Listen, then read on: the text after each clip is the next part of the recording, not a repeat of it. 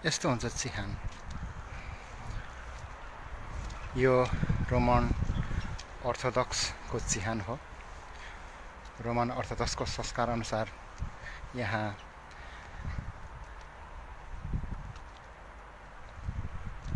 चिहानमा फुल चढाएको छ।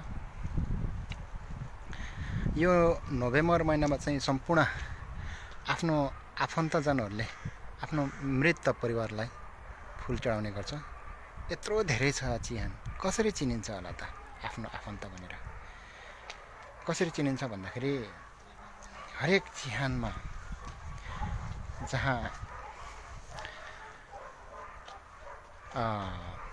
आफ्नो मृत परिवारहरूको नाम खोपिएको हुन्छ। हेर्नुस्, म मृत परिवारहरूको नाम खोपिएको एउटा चिहान देखाउँछु।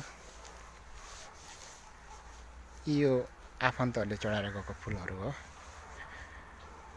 यसरी मृत परिवारहरूको नाम यहाँ खोपिएको हुन्छ। जन्म, मृत्यु यहाँ सबै खोपिएको हुन्छ।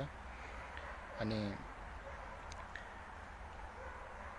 धेरै वर्षपछि पनि यहाँ आफन्तजनहरूले आफ्नो मृत परिवारको चिहान चिन्न सकिन्छ। यसरी धूपबत्ती बालेर फुल चढाएर जाने गर्छन्। धूपबत्ती यहाँ बोलिरहेको छ, उसको आफन्तहरूले चढाएर जानुभएको। सेम मन्दिरमा जस्तै घन्टी बजाइन्छ। यतिखेर चाहिँ चिहानहरूमा सबैतिर फुले फुलले सजिएको झिलिमिली हुन्छ। यो चिहान धेरै टाढा हुँदैन, गाउँघरको बिचमै हुन्छ। यो सबै वरिपरि भएको घरहरू हो। सबै यो गाउँ पनि होइन, यो सहर हो।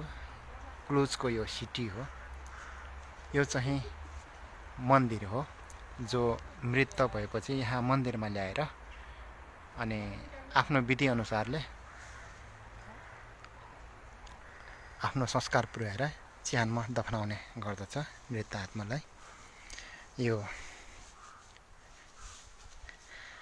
चाहिँ रोमन अर्थोडक्सको संस्कार हो। यतिखेर सबै रोमन अर्थोडक्सको चिहानहरूमा यसरी नै रमाइलो हुन्छ, यसरी नै फुल चढाइरहेको हुन्छ। ठुलो फुलको ठुलो व्यापार हुन्छ यतिखेर यहाँ।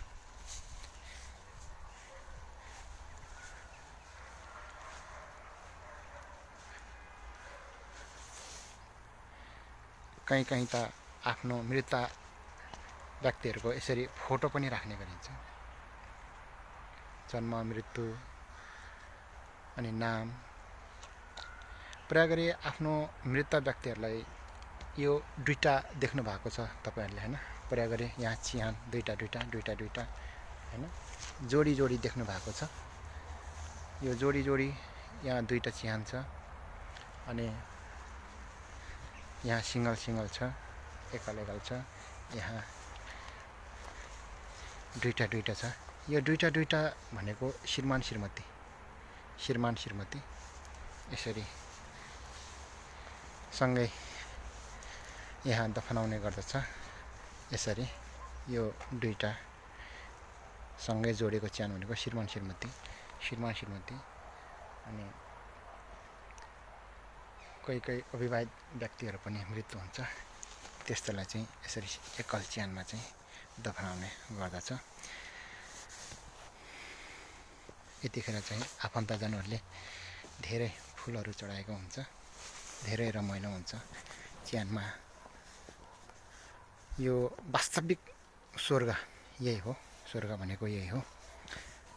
धेरै रमाइलो छ अहिले स्वर्गमा। यही हो स्वर्ग। हामीले जति घमण्ड गरे पनि, जति डाहा गरे पनि, जति कमाए पनि, जति रमाए पनि, आखिरीमा भनेको अन्तिम अवस्थामा पस्ने ठाउँ भनेको यही हो। हामी त नेपाली पर्यो, हिन्दू संस्कार, बौद्धिक संस्कार अनुसार गइन्छ, तर जाने भनेको माध्यम एउटै हो। त्यतिखेर ऋणको पनि